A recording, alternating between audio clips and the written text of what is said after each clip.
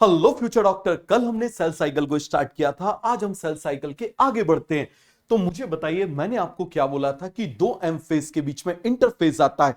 मतलब एक M phase खत्म होगा तो इंटरफेज आएगा, और आप मुझे बताओ इंटरफेज खत्म होगा तो एम फेज आएगा। अब लेकिन ये इस इंटरफेस को हमने तीन फेज में डिवाइड किया हुआ है, G1, S और G2। तो क्या इस जीवन को मैं बोल सकता हूं कि ये एम फेज के बाद आ रहा है, तो पोस्ट एम फेज या पोस्ट माइटोटिक फेज बोल सकते हैं। ये आप मुझे बताओ एम फेज के पहले आ रहा है, तो क्या मैं इसको प्री एम या प्री माइटोटिक फेज बोल सकता हूं?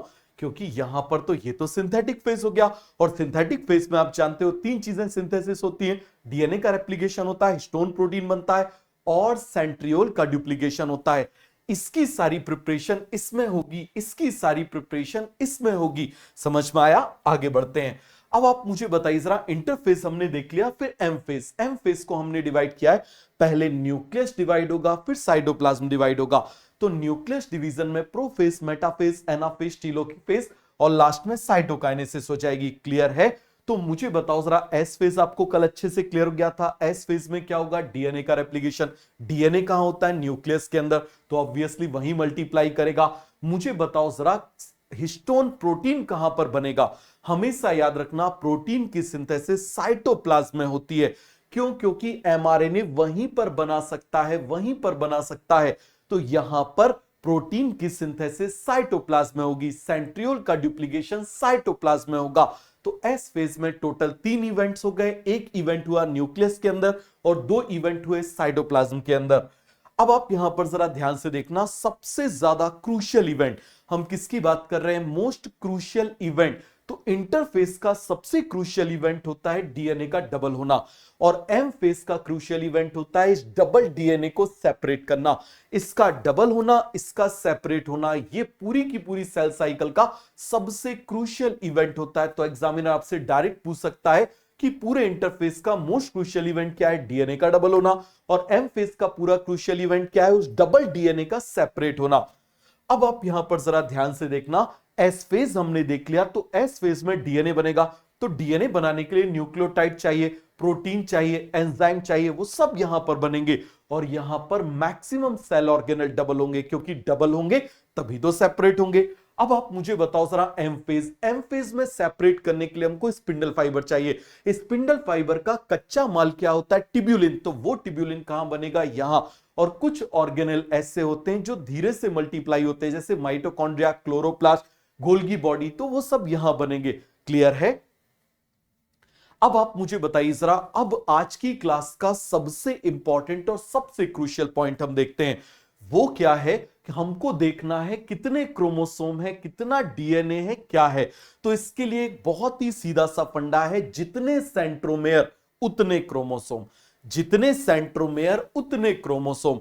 तो मुझे बताओ, इसमें एक सेंट्रोमेयर है, देखो ये क्रोमैटिन है, ये क्रोमोसोम है। ये क्रोमैटिन है, अनकंडेंस है तो क्रोमैटिन है, कंडेंस है तो क्रोमोसोम है। अनकंडेंस है तो क्रोमैटिन है, और कंडेंस है तो क्रोमोसोम है। अनकंडेंस है तो क्रोमैटिन है, कंडेंस है तो क्रोमोसोम है। अब दोनों में आप जरा ध्यान से देखना, दोनों में एक सेंट्रोमेयर है, तो दोनों में एक क्रोमोसोम। यहां एक क्रोमैटिन बोल सकते हो या एक क्रोमोसोम बोल सकते हो। इसमें भी एक सेंट्रोमेयर है, तो एक क्रोमैटिन या फिर एक क्रोमोसोम। इसमें दो हो गए, इसमें कितने हो गए? दो। तो दो सेंट्रोमेयर है तो दो क्रोमैटिन या फिर दो क्रोमोसोम बन जाएगा। अब देखो, इसमें हमने क्रोमोसोम का नंबर तो देख लिया, हमको बस ये देखना है जितने जितने सेंट्रोमेयर है उतने क्रोमैटिन या chromosome. Chromatin uncondense form, chromosome condense form, बाकी कोई डिफरेंस नहीं, बन जाएगा। अब यहां पर देखो, इस एक क्रोमोसोम में या इस एक क्रोमैटिन में एक एक डीएनए। एक डीएनए का मतलब डबल स्ट्रैंडेड डीएनए। यहां पर आप मुझे बताओ, रेप्लिकेशन हो गया तो दो DNA, one chromosome with to DNA. और यहां पर क्योंकि सेंट्रोमेयर दो हैं तो दो क्रोमोसोम हो गए, और डीएनए भी कितने हो गए? दो। तो दो chromosome and two DNA, two chromosome and two DNA, two chromosome and two DNA बन जाएगा। ये देखो जरा, ये डीएनए है, डीएनए हिस्टोन के चारों तरफ रैप होता है, क्रोमैटिन बनेगा, और ज्यादा कंडेंस हो जाएगा, जो इसकी ओरिजिनल लेंथ है उसके उससे 1/25 लेंथ बच जाएगी। यदि इसकी एक्स लेंथ है तो ये x/25 रह जाएगा, तो ये क्रोमोसोम बन जाएगा। इतना कंडेंस हो जाता है। सभी को क्लियर हुआ? आगे बढ़ जाते हैं। अब आप मुझे बताओ, ये देखो जरा फिर से और सिंपल वे में देखो, ये एक क्रोमैटिन है, एक डीएनए है। आप मुझे बताओ इसमें कितने क्रोमैटिन होंगे? क्योंकि इसमें एक सेंट्रोमेयर है तो कितने क्रोमैटिन होंगे? एक। लेकिन डीएनए कितने हो जाएंगे? दो। यहां पर मुझे बताओ कितने सेंट्रोमेयर है? एक। तो क्रोमोसोम कितना हो जाएगा? एक। यहां कितने सेंट्रोमेयर है? एक। तो क्रोमोसोम कितना हो जाएगा? एक। यहां पर आप मुझे बताओ डीएनए कितना है? एक। तो 1 क्रोमोसोम 1 डीएनए, 1 क्रोमोसोम 2 डीएनए। तो क्या आपको डीएनए और ये सब कुछ समझ में आ गया? डीएनए, क्रोमैटिन, क्रोमोसोम को कैलकुलेट करना आपको समझ में आया? बहुत ज्यादा इंपॉर्टेंट पॉइंट है ये। अब आप यहां पर जरा ध्यान से देखना, मान लीजिए एम फेज खत्म हो गया, तो एम फेज खत्म होगा तो अब दूसरी साइकिल शुरू होगी। क्या होगी आप मुझे बताओ जरा? दूसरी साइकिल शुरू होगी, समझ लो ये मर गया, अब नया जन्म होगा इसका, नई साइकिल शुरू होगी। क्या होगी? नई साइकिल शुरू होगी। तो ये साइकिल जब खत्म हुई तो यहां पर क्रोमोसोम का नंबर कितना है? मान लो 2x। यहां पर डीएनए का अमाउंट कितना है? 2c। कितना अमाउंट है आप मुझे बताओ जरा? 2c। तो जितना यहां पर था उतना ही जीवन में रहेगा, जितना यहां पर था उतना ही जीवन में रहेगा। आप बोलोगे ऐसा क्यों? क्योंकि आप इस बात को समझना जरा, सेंट्रोमेयर डबल नहीं हो रहा। जब सेंट्रोमेयर डबल नहीं हो रहा तो क्रोमोसोम का नंबर सेम हो गया। यहां पर डीएनए डबल नहीं हो रहा क्योंकि डीएनए डबल होगा एस फेज में। तो यहां पर कितना हो जाएगा? जितना यहां था उतना ही यहां पर। मतलब अभी यहां पर कांस्टेंट चल रहा है। कैसा चल रहा है? कांस्टेंट चल रहा है। जैसा यहां वैसा यहां, जैसा यहां वैसा यहां। अरे सभी को क्लियर हो गया? अब ये किस में इंटर करेगा? एस फेज में। तो एस फेज में डीएनए डबल होगा, लेकिन आप मुझे बताओ सेंट्रोमेयर का नंबर सेम। देखो, 2 centromere 2 chromosome, 2 centromere 2 chromosome, 2 centromere 2 chromosome, या क्रोमैटिन बोल दो, अनकंडेंस है तो क्रोमैटिन बोल दो। 2 centromere 2 centromere 2 centromere to 2 chromatin और क्रोमोसोम। क्लियर हो गया? बात समझ में आ गई? 2 सेंट्रोमेयर टू 2 क्रोमैटिन और 2 क्रोमोसोम। लेकिन यहां पर डीएनए का अमाउंट डबल हो गया।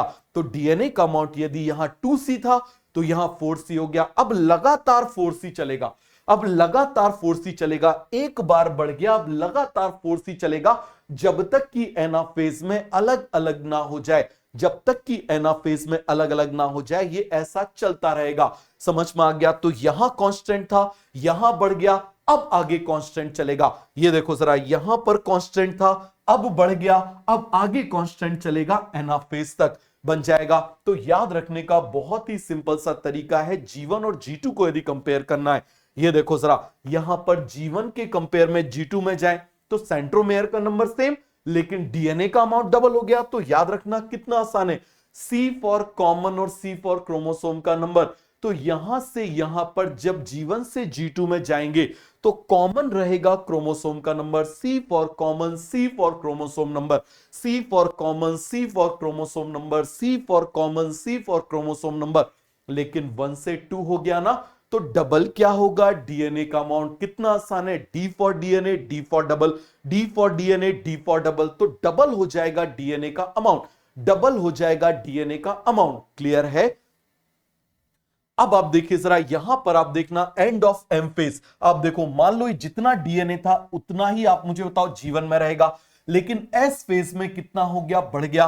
तो पहले एंड ऑफ एम फेज और जीवन में सेम है, फिर यहां पर बढ़ गया, अब यहां पर सेम चलेगा और एम फेज में कम हो जाएगा। आप जानते हो एम फेज में एना फेज आता है, उसमें ये कम हो जाएगा, वापिस कितना हो जाएगा? इतना। क्लियर हो गया? वापिस कितना हो जाएगा? इतना। तो ऐसा एम फेज जो डीएनए का अमाउंट जितना पहले था उतना ही कर दे, इक्वेशनल डिवीजन कहलाता है। देखो, पहले कितना था आप मुझे बताओ जरा, पहले कितना था? 2 पिकोग्राम, बाद में भी कितना हो गया? 2 पिकोग्राम। तो जितना पहले उतना बाद में, तो वो क्या कहलाएगा? Equational division. क्या कहलाएगा? Equational division. तो इन दोनों में कांस्टेंट है।